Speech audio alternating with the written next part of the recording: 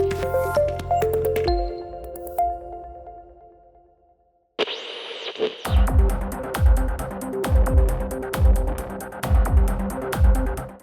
there, Bob Coppedge, CEO of Simplex-IT, CrowdStrike Geek, and I want to talk a little bit about the latest of the IT issues, the big ones, which is the Microsoft outage, which seems to be related to CrowdStrike.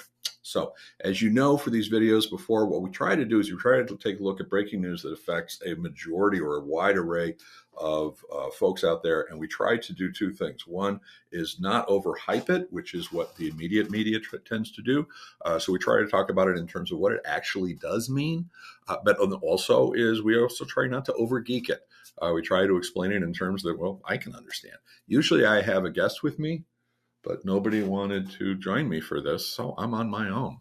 So those of you watching the news, and I'm recording this around 9:30 Eastern on Friday, and this really started on Thursday evening, but it's everywhere. So you're seeing in the news, global tech outage hits airlines, businesses, and emergency services.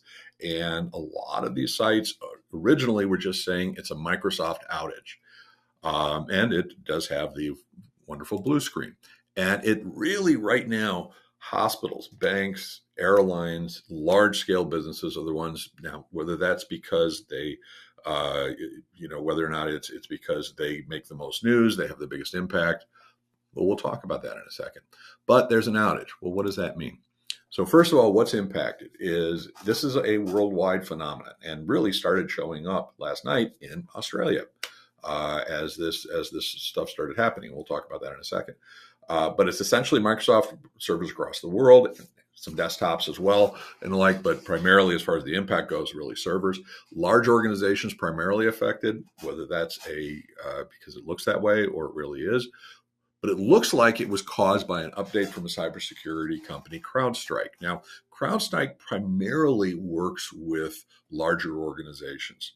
And they are secure, and they're a good firm, good products, all of that. But it does look like their update caused this issue. So far, everyone is saying this does not look like a security incident or a cyber attack. That said, we're early, so we'll see how things develop. So what do you do? First of all, you figure out whether your organization, because it really just seems like only Windows devices that are using CrowdStrike seem to be impacted. If your organization's not using CrowdStrike, congrats, you're okay for your organization. We'll talk about what that means. But if you have dependencies, critical dependencies in larger organizations, if you're traveling today, if you're banking, if you're dependent upon particular banking transactions, things along those lines, that might be an issue. Now, there is a workaround. There is a cure that has been decided or has been determined both through CrowdStrike and Microsoft working together. But it's going to take a while for companies to deploy this and bring things back up. So if you have critical dependencies, watch those dependencies carefully and recognize and start thinking in terms of, if that server or service is not available, what else am I going to do? Business continuity, folks. It's not just an idea.